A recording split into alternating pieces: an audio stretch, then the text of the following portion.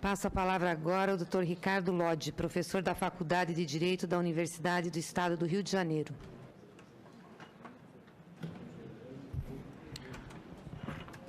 Boa noite, senadora Gleisi. Agradeço o convite da Comissão de Assuntos Econômicos para voltar aqui ao Senado para discutir esse tema tão relevante. Cumprimento as excelentíssimas senadoras, excelentíssimos senadores, os convidados aqui presentes, senhoras e senhores. Esse tema da PEC 55, ex-PEC 241, na Câmara dos Deputados, é um tema que insere o Brasil num contexto em que a economia mundial hoje se apresenta. Nós, evidentemente, não estamos apenas discutindo um ajuste fiscal.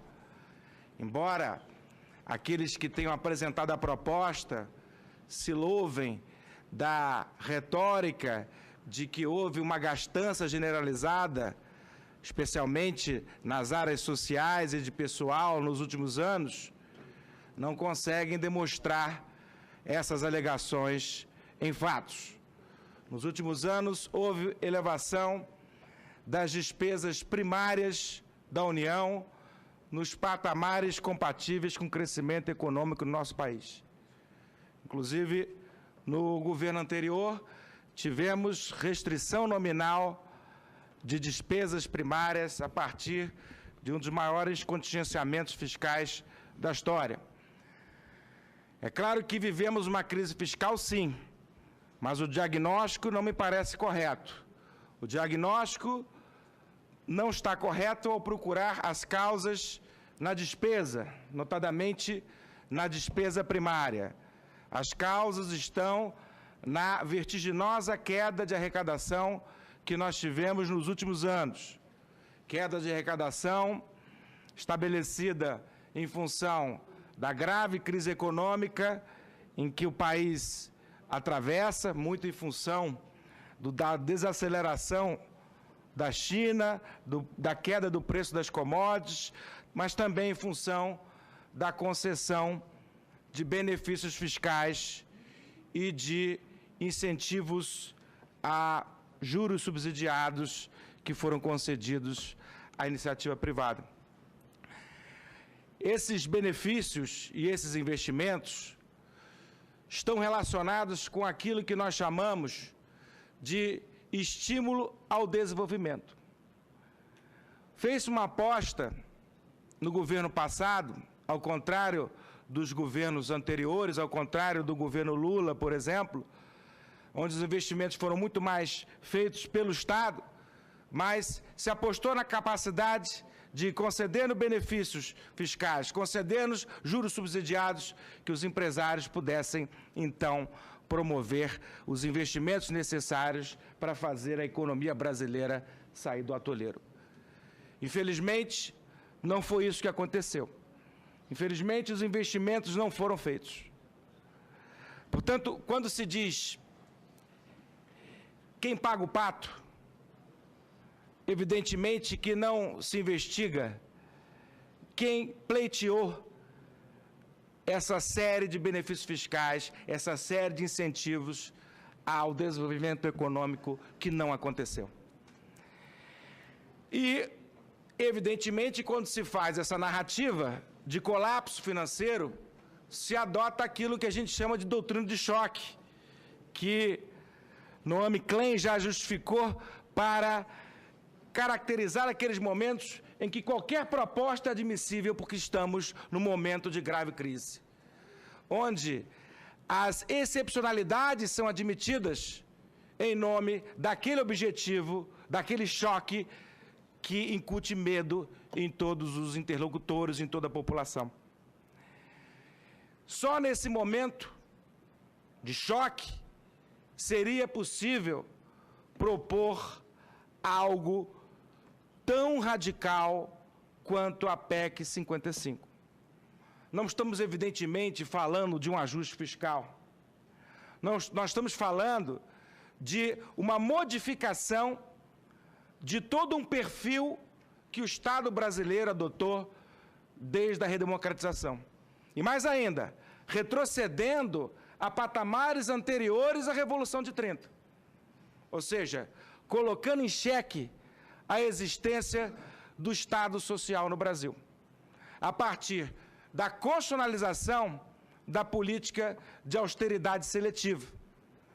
O que a gente chama de austeridade seletiva?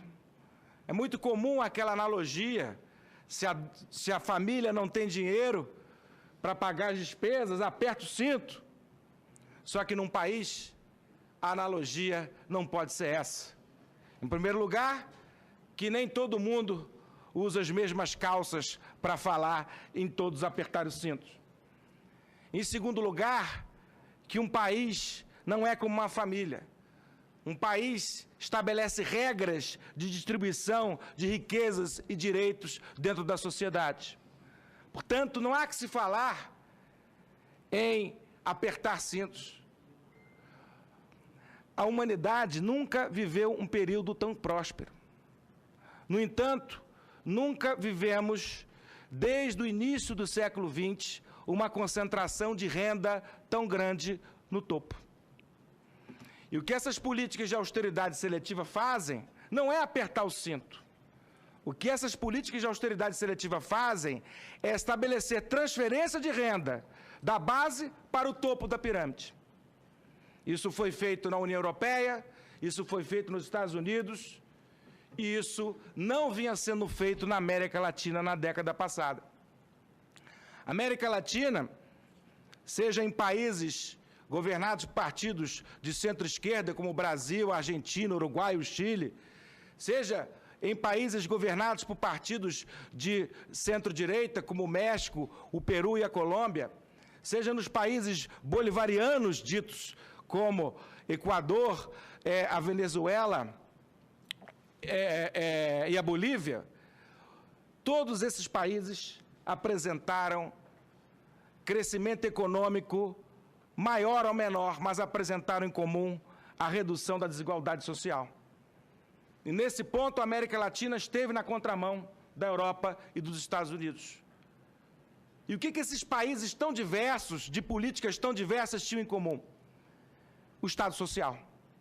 O Estado desempenhando o papel de prestador daquilo que os mais pobres necessitavam. Estado investindo na valorização do salário mínimo, da redução das diferenças de salários entre os cidadãos. É claro que isso foi possível num ambiente econômico, em alguns países mais do que outros, de crescimento. O Brasil deu um grande exemplo ao mundo de como crescer distribuindo. É claro que é mais fácil distribuir crescendo, mas nós não iríamos crescer 5%, 7%, 10% ao ano para sempre. No século XXI, a tendência é crescer 1,5%, 2%. Então, evidentemente, para distribuir renda, é preciso inverter as regras do jogo. As regras do jogo da economia são fixadas para levar direitos, levar riquezas da base para o topo. O Estado social promove políticas que procuram harmonizar, que procuram minorar os efeitos concentradores do modo de produção capitalista. Ocorre que, em momentos como o que nós vivemos, não é mais possível manter a ideia de distribuir direitos e acumular riquezas no topo. É preciso fazer uma escolha. O Brasil vinha fazendo determinada escolha, por decisão dos eleitores. Aliás, não houve candidato à presidência da República que propusesse o aniquilamento do Estado fiscal como a PEC 55 promove, como os convidados anteriores muito bem expuseram. É claro que dentro do debate político, social e econômico, muitos têm visões diferentes sobre o que é desenvolvimento.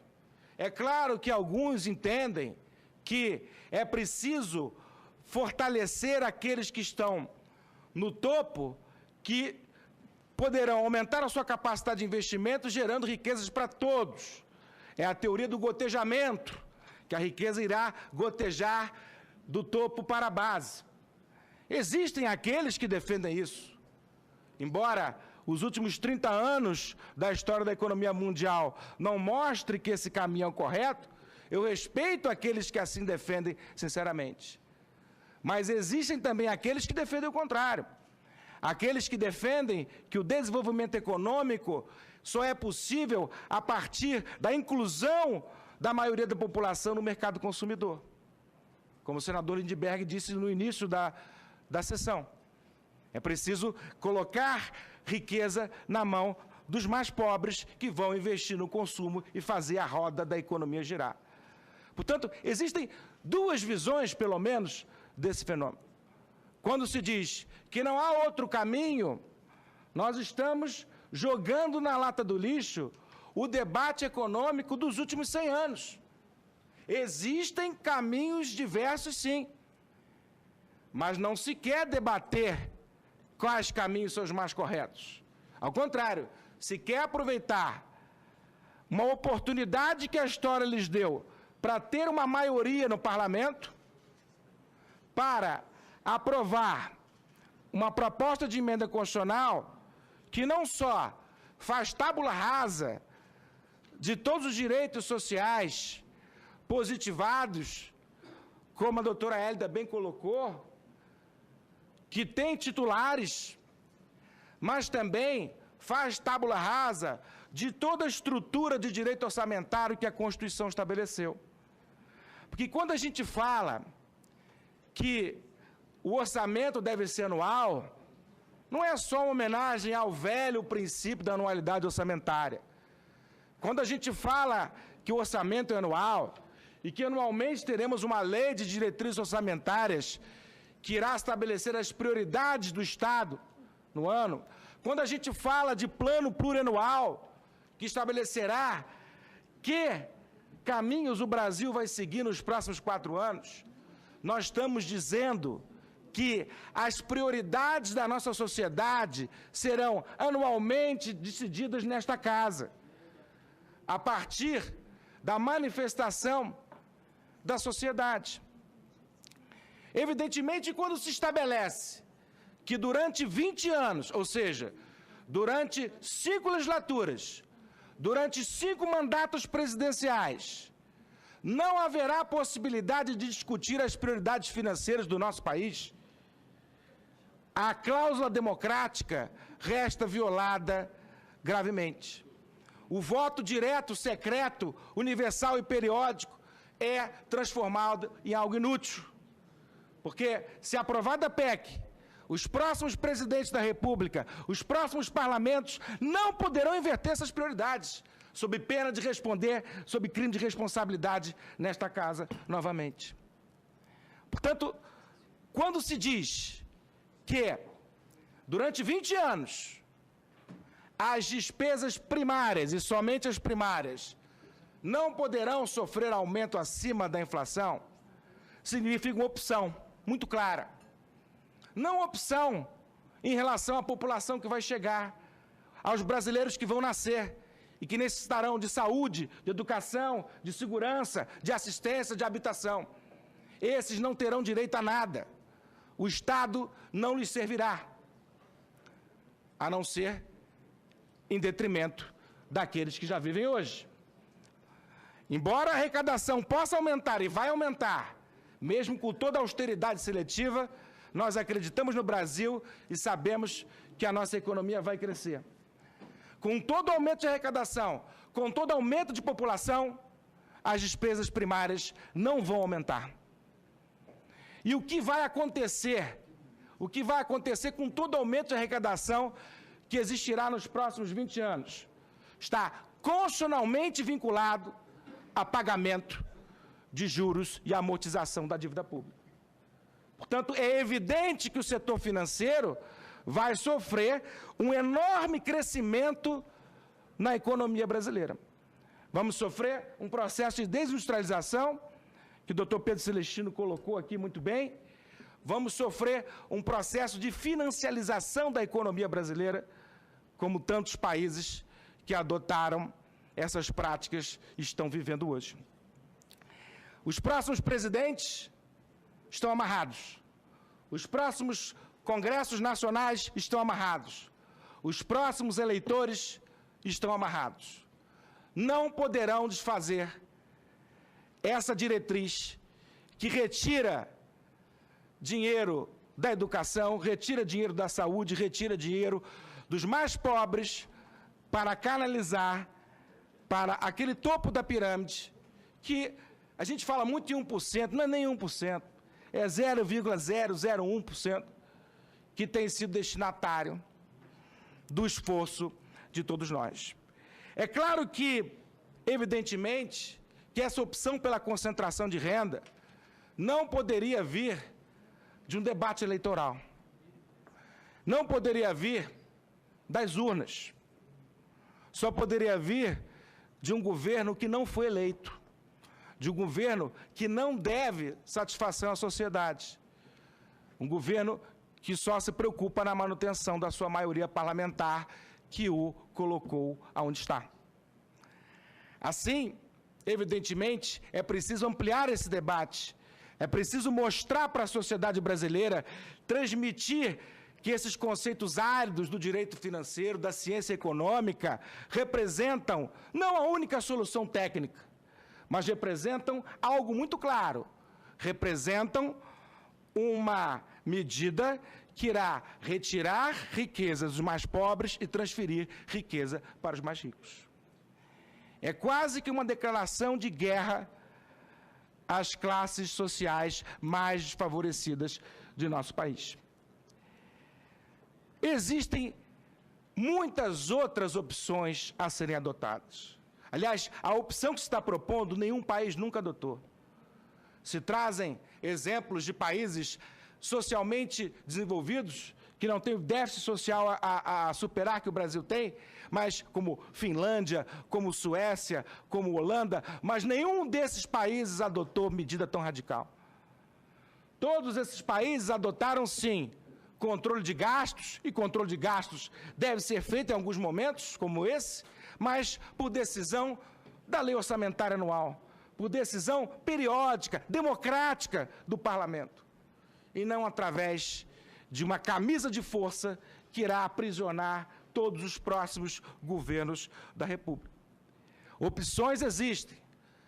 Provavelmente, os próximos convidados falarão de outras iniciativas para combater a crise fiscal que nós estamos atravessando. Mas eu, rapidamente, no tempo que me resta, gostaria de mostrar que o orçamento da União, praticamente 40% do orçamento, mais de 40% da União é comprometido com o pagamento de encargos de juros da dívida.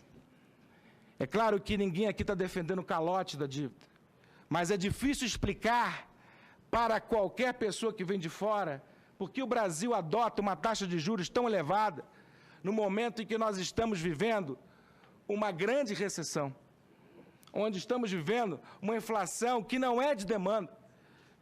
É muito difícil explicar para quem vem de fora por que a gente está apertando o cinto dos trabalhadores desta forma, se lucros e dividendos continuam isentos de imposto de renda. É muito difícil explicar que estamos apertando o cinto, mantendo benefícios fiscais que não apresentam qualquer resposta do ponto de vista do crescimento econômico. É muito difícil explicar que vamos apertar o cinto se os órgãos de arrecadação, como a Receita Federal, como a Procuradoria-Geral da Fazenda Nacional, não têm os mecanismos necessários para fazer a cobrança da dívida ativa e o combate à sonegação.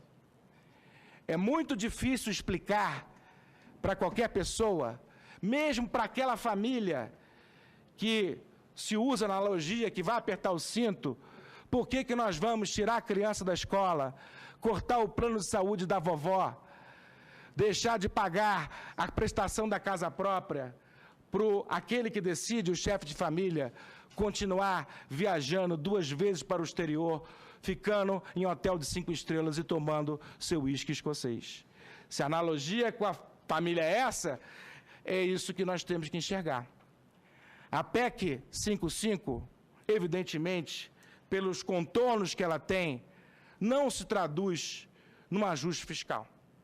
A PEC 55 se traduz numa técnica de rent-seeking, ou seja, uma técnica de setores econômicos ganharem espaço independentemente de produtividade, ganharem espaço com a manipulação das molduras jurídicas que presidem a distribuição de riquezas em nossa sociedade. É isso que está em jogo hoje. Ninguém faz ajuste fiscal em 20 anos. Ninguém faz ajuste fiscal de um lado só da conta. Ninguém faz ajuste fiscal sacrificando aqueles que são mais pobres em favor dos mais ricos. O que se tem não é ajuste fiscal. O que se tem é transferência de renda daqueles que mais necessitam do Estado para aqueles que sempre se beneficiaram dele. Muito obrigado. Eu que agradeço, doutor Ricardo. Muito obrigada pela exposição.